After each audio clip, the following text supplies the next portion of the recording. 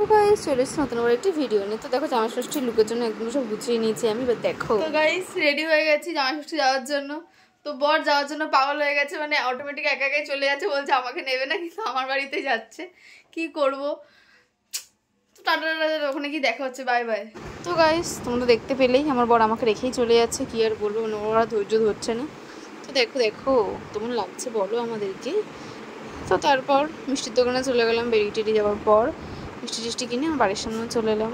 ওই দেখো মা রান্না করছে, দেখতে পেয়েছো, ওই যে।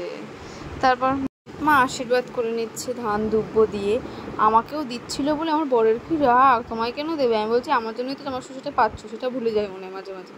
তো তারপর দেখো কত কিছু খাবার দিয়েছে, তো সবাই সকালের অবস্থা, এখনো দুপুরে তো সব বাকি। দেখো দেখো আমারও আশীর্বাদ করে নিচ্ছে আমার মা, দেখতে থাকো। হ্যাঁ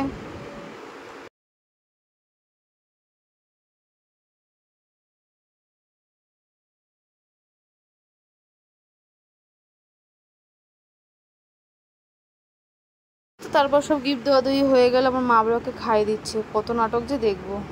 দেখো এবার যেটা চিড়ে দই থাকে সেটা মেখে দিলাম, ওর তো লুচির দিকেই মন, তারপর নিচে খেয়ে নেওয়ার পর আমাকে ওটা লুচিটা খাইয়ে দিল। তারপর নিচে নেবেই দেখি শম্পার বর এসেছে, এই দেখো ও শম্পার বরকে আবার গোল বানিয়ে দিছি, গোল খাওয়াইছি ওর বরের আমি।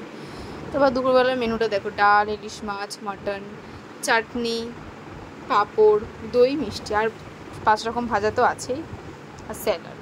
দেখেছো মেনুটা? তো এরপর বড়মশাইকে বললাম তুমি আস্তে আস্তে খাওয়া শুরু করো, অনেক তো ফটো সেশন হলো। এরপর খেয়ে দিয়ে নেওয়ার পর তো আমাদের তো জানোই ঘোরাঘুরি না চললে আমাদের হয় না, তো সেটার জন্য আমরা বেরিয়ে পড়েছিলাম, এই যে 2 ননদ নন্দায় সবাই মিলে বেরিয়ে পড়েছিলাম, আমরা যাবো কল্যাণ রোডের কোনো ঝিলের পাশেই যাব। আমি এক্স্যাক্ট লোকেশনটা জানি না, নামটাও বলতে পারবো না, কেন কল্যাণ রোড এমন যা অবস্থা হয়েছে আমি এখনও কিছুই জানি না। তো জন্য মা সামনে থেকে গিয়ে নমস্কার করে মাকে বেরিয়ে পড়লাম, এই দেখো কল্যাণ রোডে উঠে পড়েছি আমরা।